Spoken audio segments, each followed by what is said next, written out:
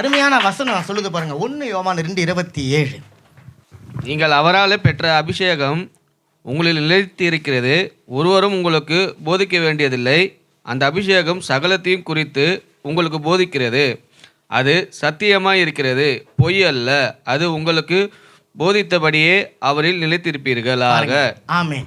இங்க அபிஷேகம் உங்களுக்குள்ள நிலைத்திருக்கிறது அப்படின்னு இங்க எழுதப்பட்டிருக்கிறது இல்லைங்களா? அபிஷேகம் உங்களுக்குள்ளார நிலைத்திருக்கு. அப்ப அபிஷேகம் அப்படின்னு சொன்னா என்னதுங்க? ஆவியானவர், பரிசுத்த ஆவியானவர். இப்ப இந்த வசனத்தை மாத்தி படிச்சு பாருங்க. நீங்கள் அவராலே பெற்ற பரிசுத்த ஆவியானவர் உங்களில் நிலைத்திருக்கிறார். அதனால நல்லா கவனிங்க. நீங்க கொண்டு கையையோ உங்க பிறந்த தேதியையோ பேர் ராசியோ ஜாதகத்தையோ எதையோ தூக்கின்னு போய் நீங்க எவங்கிட்டையும் காட்ட தேவையில்ல. வசனம் சொல்லுது, நீங்கள் அவராலே பெற்ற பரிசுத்த ஆவியானவர் உங்களில் நிலைத்திருக்கிறபடினால முதல்ல ஒரு காரியம் தெரிஞ்சுக்கோங்க. உங்களுக்கு யாரும் கற்றுக் கொடுக்க தேவையில்லை, உங்களுக்கு யாரும் சொல்லிக் கொடுக்க தேவையில்லை. இப்போ சபையில் சொல்லிக் கொடுக்குறோம், இதை பற்றி இங்கே சொல்லலை.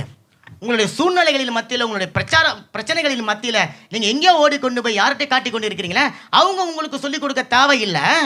ஒருவரும் உங்களுக்கு கற்றுக் கொடுக்க வேண்டிய அவசியமே இல்லை. காரணம், அந்த அபிஷேகம், அதாவது அந்த பரிசுத்த ஆவியானவர் சகலவற்றையும் குறித்து உங்களுக்கு அவர் போதிக்கிறார். நல்ல கடையில தட்டுங்க. இப்போ அது சத்தியமா இருக்கிறது. எது சத்தியமா இருக்கிறது?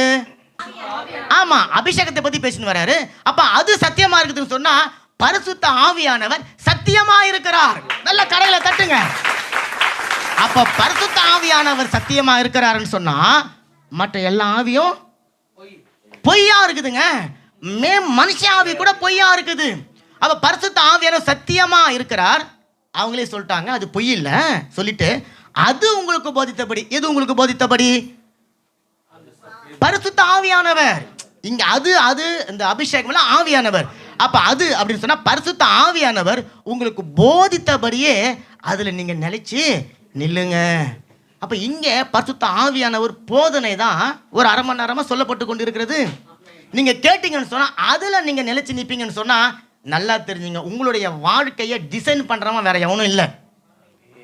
உங்களுடைய வாழ்க்கையினுடைய எதிர்காலத்தை அலங்கரிக்க போறவன் எவனும் கிடையாது, எதுவுமே கிடையாது.